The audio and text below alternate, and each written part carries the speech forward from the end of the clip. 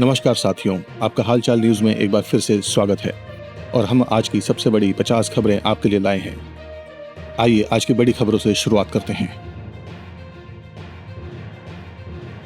प्रधानमंत्री नरेंद्र मोदी ने नई दिल्ली में डिजिटल इंडिया सप्ताह का शुभारंभ किया। उन्होंने डिजिटल सेवाओं के विस्तार, तकनीकी नवाचार और सरकारी कार्यों में पारदर्शिता को देश की प्रगति के लिए अहम बताया। दिल्ली पुलिस ने यौन शोषण के गंभीर आरोपों में घिरे स्वामी चैतन्यानंद की 5 दिन की पुलिस हिरासत की मांग की है। मामले में पूछताछ तेज कर दी गई है। गुजरात के अमरेली एयरपोर्ट पर उड़ान भरते समय विमान रनवे से फिसल गया। सभी यात्री सुरक्षित निकले और बड़ा हादसा टल गया। करनाल में केंद्रीय मंत्री मनोहर लाल खट्टर ने महिला सशक्तिकरण व सामाजिक सुरक्षा योजनाओं की समीक्षा की और जन कल्याण पर चर्चा की। राहुल गांधी ने लद्दाख में युवाओं से संवाद की अपील की और लोकतंत्र व संस्कृति संरक्षण पर विचार रखे। बिहार के मुजफ्फरपुर से अमृत भारत एक्सप्रेस का संचालन शुरू हुआ। इससे यात्रियों को सुविधा और क्षेत्र को आर्थिक गति मिलेगी। दिल्ली एनसीआर में हल्की बारिश से राहत मिली। मौसम विभाग ने भारी बारिश की चेतावनी दी, प्रशासन सतर्क है। बरेली में हिंसा से जुड़े 49 आरोपी पकड़े गए। पुलिस ने सुरक्षा कड़ी की और तनाव कम करने के कदम उठाए। मध्य प्रदेश, छत्तीसगढ़ और बिहार सहित कई राज्यों में अगले 3 दिन भारी बारिश की संभावना है। प्रशासन अलर्ट पर है। फरीदाबाद पुलिस ने टेलीग्राम प्रीपेड टास्क घोटाले में 3 आरोपियों को गिरफ्तार किया। साइबर अपराध पर कार्रवाई तेज। रेल मंत्रालय ने दिवाली और छठ पूजा पर भीड़ नियंत्रण और यात्री सुविधा के लिए अतिरिक्त स्पेशल ट्रेनें घोषित की। एम्स भोपाल की डॉक्टर पूजा सोनी को दुर्लभ बीमारी पर शोध के लिए राष्ट्रीय पुरस्कार मिला। करूर भगदड़ पीड़ितों को प्रधानमंत्री मोदी ने 2 लाख रुपए की आर्थिक सहायता देने की घोषणा की। करनाल अमृत भारत एक्सप्रेस का उद्घाटन हुआ, जिससे पेपरगढ़ और आसपास के क्षेत्रों को बेहतर रेल कनेक्टिविटी मिलेगी। हरियाणा के नूंह जिले में पुलिस पर फायरिंग के बाद 13 आरोपी गिरफ्तार किए गए और सुरक्षा बढ़ाई गई। उपराष्ट्रपति सीपी राधाकृष्णन ने मुजफ्फरपुर के मां चामुंडा मंदिर में दर्शन किए। प्रशासन ने सुरक्षा सुनिश्चित की। करूर भगदड़ जांच में लापरवाही उजागर होने पर आयोजन समिति के जिला सचिव पर मामला दर्ज किया गया। कछला घाट पर अस्थि विसर्जन के दौरान 4 श्रद्धालु बह गए, 3 को बचाया गया, 1 महिला लापता है। पूर्वोत्तर राज्यों में भारी बारिश और बाढ़ की संभावना को देखते हुए सतर्कता जारी की गई। महाराष्ट्र, गुजरात और कर्नाटक में 4 दिनों तक भारी बारिश का अलर्ट जारी किया गया। ओडिशा में DRDO ने अग्नि प्राइम मिसाइल का सफल परीक्षण किया, जिससे रक्षा क्षमता मजबूत हुई।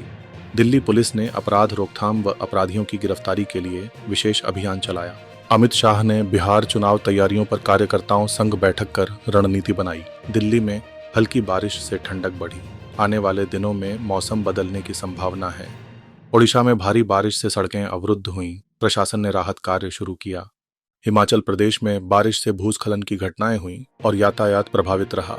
मुंबई में भारी बारिश से सड़कों पर जलभराव हुआ और यातायात धीमा पड़ा। कर्नाटक सरकार ने युवाओं को नौकरियों के अवसर देने के लिए नई योजनाएं शुरू की। उत्तर प्रदेश में सरकारी नौकरियों के हजारों पदों पर भर्ती प्रक्रिया शुरू की गई। बिहार सरकार ने महिला स्वरोजगार योजना की पहली किश्त ऑनलाइन जारी की। लाखों महिलाएं लाभान्वित होंगी। दिल्ली एनसीआर में प्रदूषण स्तर घटा। मॉनसून के बाद हवा साफ हुई और लोगों को राहत मिली। रेल मंत्रालय ने दिवाली और छठ पूजा पर स्पेशल ट्रेनें शुरू की। भीड़ प्रबंधन में मदद मिलेगी। गंगा तट पर व्यापक सफाई अभियान चलाया गया ताकि प्रदूषण घटे और जल स्रोत सुरक्षित रहें। भारत और अमेरिका के बीच व्यापार सहयोग पर नई वार्ता हुई। आर्थिक संबंध मजबूत करने पर सहमति बनी। प्रधानमंत्री मोदी ने मेड इन इंडिया और तकनीकी नवाचारों को आत्मनिर्भर भारत के लिए अहम बताया। मानसून खत्म होने के बाद मौसम में सुधार दिखा। सिंचाई बेहतर होने से कृषि उत्पादन बढ़ने की उम्मीद है। महाराष्ट्र सरकार ने बारिश से प्रभावित किसानों के लिए राहत पैकेज की घोषणा की।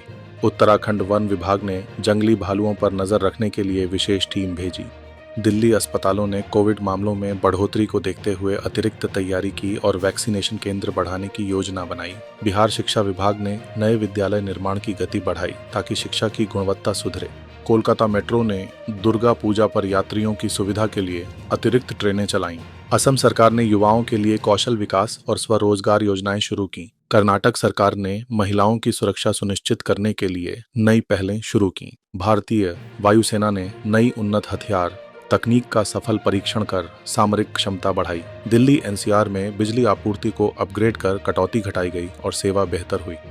गुजरात में सौर ऊर्जा परियोजनाएं तेजी से विकसित हो रही हैं, जो पर्यावरण अनुकूल और आर्थिक रूप से लाभकारी हैं। उत्तर प्रदेश सरकार ने किसानों की आय बढ़ाने के लिए कृषि सुधार लागू किए। दिल्ली पुलिस ने ट्रैफिक प्रबंधन सुधारने के लिए नई तकनीक का प्रयोग शुरू किया। बिहार सरकार ने ग्रामीण स्वास्थ्य सेवाएं मजबूत करने की नई रणनीति बनाई। प्रधानमंत्री मोदी ने नई औद्योगिक नीति लॉन्च की, जिसका उद्देश्य निवेश बढ़ाना, उत्पादन प्रोत्साहित करना और रोजगार अवसर सृजित करना है।